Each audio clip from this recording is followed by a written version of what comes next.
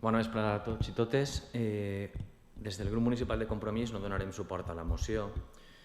En primer lloc perquè fa referència a un avantprojecte de llei que encara està en estudi i considerem que és un poc prematur aventurar els vicis o les virtuts que pugui tindre una norma que ni tan sols està en tramitació. Potser és una miqueta agosarat preveure la fi del món quan encara no coneixem el text definitiu de la norma que va aprovar-se.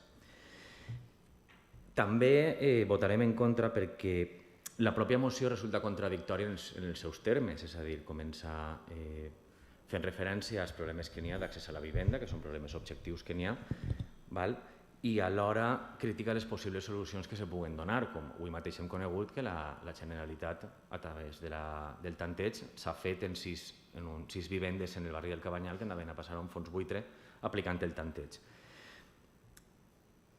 I sobretot també, és a dir, jo crec que hem de tenir en compte, la moció fa referència a Espanya i la província perquè me xiven per així a la dreta, que és la mateixa moció que se presenta en la Diputació de València.